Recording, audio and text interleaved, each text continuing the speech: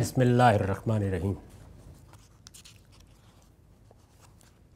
عن ابی ہریرہ قال قال رسول اللہ صلی اللہ علیہ وسلم اذا قبر احدکم ابی الانسان اتاہ ملکان اسودان ازرقان یقال لاحدہما المنکر والآخر النکیر ویقولان له ما كنت تقول في هذا الرجل محمد هو قائل ما كان يقول فإن كان مؤمنا قال هو عبد الله ورسوله أشهد أن لا إله إلا الله وأن محمدا عبده ورسوله فيقولان له إن كنا لنعلم أنك لتقول ذلك ثم يفسح له في قبره 70 ذراعا في 70 ذراعا وينور له فيه فيقال له نم فيقول دعوني أرجع إلى أهلي أخبرهم فيقال له نم فينام كنومة العروس الذي لا يوقظه إلا أحب أهله إليه حتى يبعثه الله من مسجده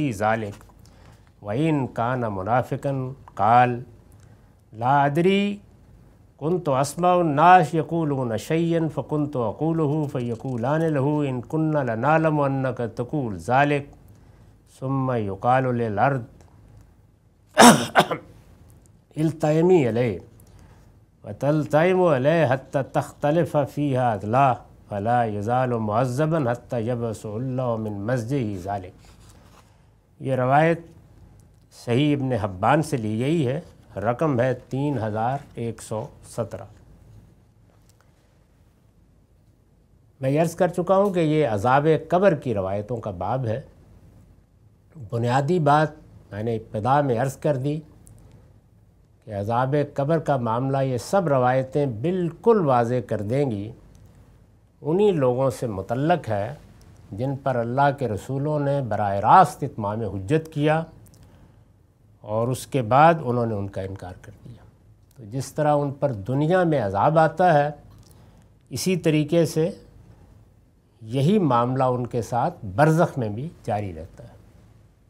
تو قبر کا لفظ بول کر چونکہ ہم وہیں دفن کرتے ہیں، اس سے ان کی وہ برزخ کی زندگی ہی مراد ہے کہ وہاں ان کے ساتھ کیا معاملہ ہوتا ہے۔ یہ روایت ابو ہریرہ رضی اللہ عنہ سے ہے۔ وہ کہتے ہیں کہ رسول اللہ صلی اللہ علیہ وسلم نے فرمایا، جب کسی انسان کو یا فرمایا کہ تم میں سے کسی شخص کو دفنا دیا جاتا ہے تو اس کے پاس 2 فرشتے آتے ہیں، یعنی تدفین کے فوراً بعد، نیلے سیاہ رنگ کے، جن میں سے ایک کو منکر اور دوسرے کو نکیر کہا جاتا ہے۔ وہ دونوں اس سے پوچھتے ہیں، یہ پہلے عرض کیا جا چکا ہے کہ رسالت مآب صلی اللہ علیہ وسلم نے جو آپ کے اس وقت مخاطبین تھے ان کے بارے میں یہ تصحیح کی تھی اور یہ بتایا تھا کہ مجھے اگرچہ غلط فہمی رہی لیکن اللہ تعالیٰ نے بتا دیا ہے کہ ان لوگوں کو قبر میں اس صورتحال سے سابقہ پیش آئے گا۔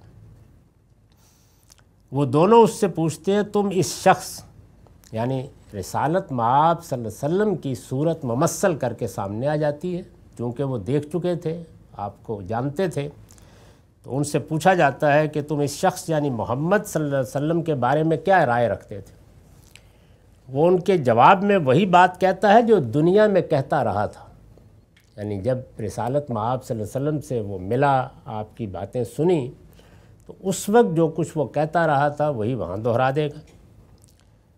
چنانچہ بندہ مومن ہو تو کہتا ہے وہ اللہ کے بندے اور اس کے رسول ہیں، جیسے کہ صحابہ نے گواہی دی، میں گواہی دیتا ہوں کہ اللہ کے سوا کوئی معبود نہیں اور محمد صلی اللہ علیہ وسلم اللہ کے بندے اور اس کے رسول ہیں۔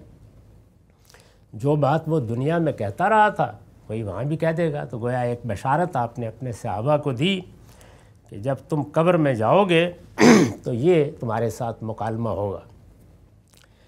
اس پر وہ فرشتے کہتے ہیں، منکر اور نکیر دونوں، کہ ہمیں معلوم تھا کہ تم یہی جواب دو گے۔ پھر اس کی قبر چاروں طرف سے 70 گز وسیع کر دی جاتی ہے اور اس میں اس کے لیے روشنی بھی ہو جاتی ہے۔ اللہ تعالیٰ کی طرف سے اس کے لیے یہ غیر معمولی عنایت ہوتی ہے۔ پھر اس سے کہا جاتا ہے کہ اب سو جاؤ۔ جس طرح کہ میں عرض کر چکا کہ ہمیں جو دنیا میں یہ سونے جاگنے سے واسطہ پڑتا ہے، یہ بالکل اسی صورتحال کی تصویر ہے جو قبر میں پیش آئے گی. لوگ سلا دیے جائیں گے. اس کے بعد رسول اللہ صلی اللہ علیہ وسلم نے جو دعا ہمیں سکھائی ہے جب ہم اٹھتے ہیں، اس میں بھی بالکل یہی بات ہے کہ الحمدللہ الذی احیانا بعد ما اماتنا و الیہ النشور. اس پروردگار کا شکر ہے جس نے ہمیں موت کے بعد اب زندہ کیا. صبح اٹھ کے یہ دعا رسول اللہ صلی اللہ علیہ وسلم نے سکھائی کرنی چاہیے، اور فرمایا کہ وَإِلَٰهِ النُّشُورُ، اور ایک دن اسی طرح قیامت برپا ہوگی اور ہم اٹھیں گے. تو گویا یہ اس کی تمثیل ہے جس سے ہم روز گزرتے ہیں. کہا جائے گا سو جاؤ. یہ سن کر وہ کہتا ہے کہ مجھے تھوڑی دیر کے لیے جانے دو، میں اپنے گھر والوں کو بھی ذرا یہ خبر سناؤں. بھئی خوشی کی بات ہے، کامیاب ہو گیا. لیکن اس کو پھر وہی بات کہی جاتی ہے کہ اب سو جاؤ. چنانچہ وہ اس دلہن کی طرح سو جاتا ہے جس کو اس کے محبوب ترین لوگ ہی آ کر جگاتے ہیں. یعنی اطمینان کی نیند، سکون کی نیند، وہ سو جاتا ہے. اس پر میں نے لکھا ہے یہ اطمینان و سکون اور بے فکری کی نیند کے لیے نہایت خوبصورت تعبیر ہے. مطلب یہ ہے کہ اسی طرح سو جاتا ہے جس طرح پہلی رات کی دلہن اپنے دلہا سے ملاقات کے بعد آرام کی نیند سو جاتی ہے، اور صبح وہی لوگ آ کر اس کو اٹھاتے ہیں جو اس کے لیے سراپا محبت و التفات ہوتے ہیں اور جن کا آنا اس پر کبھی گرا نہیں ہوتا. یعنی اس میں گویا آگے کی بھی بشارت ہے کہ جب قیامت میں اٹھو گے تو ایسے ہی اٹھائے جاؤ گے جس طرح دلہن کو اٹھایا جاتا ہے. چنانچہ وہ اس دلہن کی طرح سو جاتا ہے جس کو اس کی محبوب ترین لوگ ہی آ کر جگاتے ہیں، یہاں تک کہ اس کی اس خوابگاہ سے اللہ ہی قیامت کے دن اس کو اٹھائے گا. یعنی اس کے بعد پھر معاملات ختم. قیامت تک پھر جیسے ہم سو جاتے ہیں اور کچھ پتہ نہیں ہوتا، تو یہی صورت رہے گی. اسی طرح وہ اگر منافق ہو تو ان کے جواب میں کہتا ہے، یعنی یہ تو معاملہ ان کا تھا. تو یہاں زیر بحث اصل میں مسلمانوں کی جماعت ہے جو حضور پر ایمان لائی، اور ان میں کچھ منافق بھی تھے جو یہ خیال کرتے تھے کہ ہم نے بظاہر تو ایمان قبول کیا ہوا ہے، تو یہ فرما دیا کہ یہ بس یہاں ہی پردہ پڑا ہوا ہے، یہ مرتے ہی اٹھ جائے گا، معلوم ہو جائے گا کہ تم کیا ہو. منافق ہو تو ان کے جواب میں کہتا ہے کہ میں کچھ نہیں جانتا، میں تو لوگوں کو جو کچھ کہتے ہوئے سنتا تھا وہی کہہ دیا کرتا تھا. اس پر حاشیہ ہے، مطلب یہ ہے کہ لوگ اگر ان کو پیغمبر کہتے تھے تو اپنے مفادات کے پیش نظر میں بھی کہہ دیتا تھا. بظاہر تو منافق مسلمان ہی ہوئے ہوتے تھے. علم و عقل کی بنیاد پر اور دل و دماغ کے اخلاص کے ساتھ میں نے یہ بات نہ کبھی سمجھی، نہ مانی، اور نہ زبان سے کبھی اس کا اقرار کیا.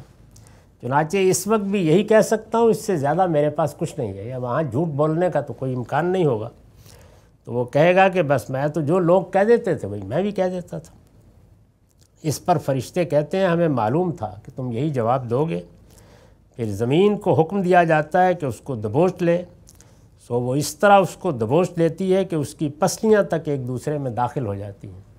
منافقین کا یہی انجام قرآن میں بیان ہوا ہے. میں ان آیات کے بارے میں بتا چکا ہوں جو سورہ توبہ میں ہے، اور جس میں یہ بتایا گیا ہے کہ تمہارے لیے 2 مرتبہ کا عذاب ہے. یہاں بھی ہوگا، برزخ میں بھی ہوگا، اس کے بعد قیامت میں. وہ برابر اسی طرح عذاب میں رہتا ہے یہاں تک کہ قیامت کے دن اللہ اس کی اس جگہ سے اس کو اٹھا کھڑا کرے گا. یہ اسی طرح کے احساس کا بیان ہے جس سے بعض اوقات ہم خواب میں بھی دوچار ہو جاتے ہیں. اس سے یہ لازم نہیں آتا کہ سب کچھ اسی جسم کے ساتھ ہو رہا ہوتا ہے جس کو زمین میں دفن کیا جاتا ہے یا راکھ بنا کر دریاؤں میں بہا دیا جاتا ہے.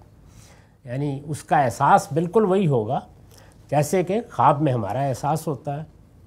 روایت میں یہ انہی منافقوں کے انجام کا ذکر ہوا ہے جو اللہ کے پیغمبر کی طرف سے اتمام حجت کے باوجود سچے ایمان کی توفیق سے محروم رہے اور اسی حالت میں دنیا سے رخصت ہو گئے. تو یہ ان دونوں گروہوں کا انجام ہے جو بیان ہوا ہے. یہ ایک ایک روایت آپ پڑھتے چلے جائیں گے بالکل یہی تصویر سامنے آ جائے گی. اس میں ہمہ شمہ عام لوگوں کا سرے سے ہی کوئی ذکر نہیں. وآخر دعوانا الحمدللہ.